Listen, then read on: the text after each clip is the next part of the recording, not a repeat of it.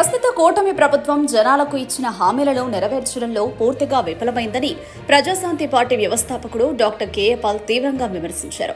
కేవలం 9 నెలలకే ఈ ప్రభుత్వం పూర్తిగా కుదేలైందని, ప్రజల విశ్వాసాన్ని కోల్పోయిందని ఆరోపించారు. ప్రజలకు ఎన్నో ఆశలు చూపించి వాటిని నెరవేర్చకుండా మోసం చేశారని ఆయన పేర్కొన్నారు.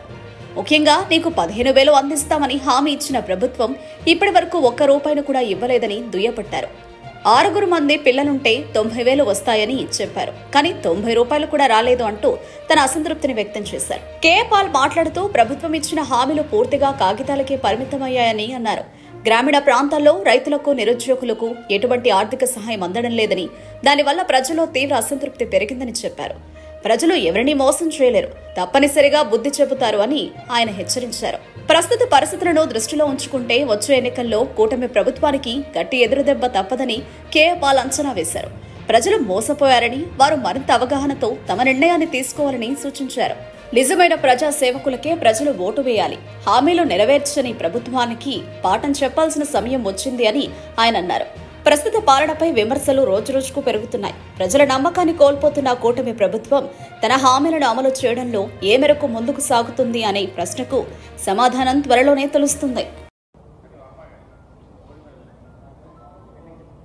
ఇక్కడ విశాఖపట్నంలోన లేదు, కూటమి సపోర్ట్ చేశారు, ఎవరో ఇండివిజువల్స్ కొంతమంది బయటకు వచ్చారు. కానీ ఆయన ఇప్పుడు గెలిచిన ఎమ్మెల్సీ మాస్క్ మీరు చూశారు కదా, 2 వారాల క్రిందటే ఇదే కాన్ఫరెన్స్ హాల్లో నన్ను వాళ్ళు అనేక మంది కలిశారు, బ్లెస్సింగ్స్ అడిగారు.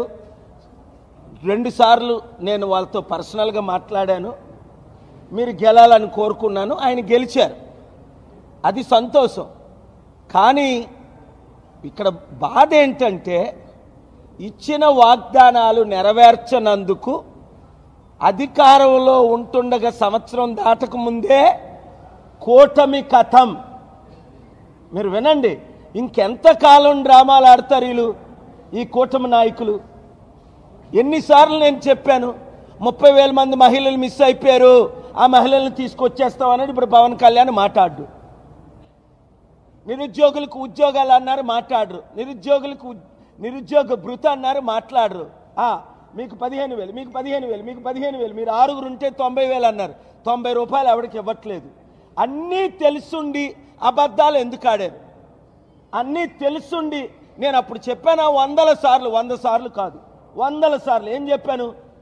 జాబు రావాలంటే బాబు రావాలన్నారు. కాదు, జాబు పోవాలంటే బాబు రావాలి. ఉన్న జాబులు కూడా పోతున్నాయి. జాబు రావాలంటే పాలు రావాలి. ఎందుకు ఇప్పుడు జాబు? చంద్రబాబుని 40 సంవత్సరాలు చూసాం, జగన్మోహన్ రెడ్డిని 5 సంవత్సరాలు చూసాం.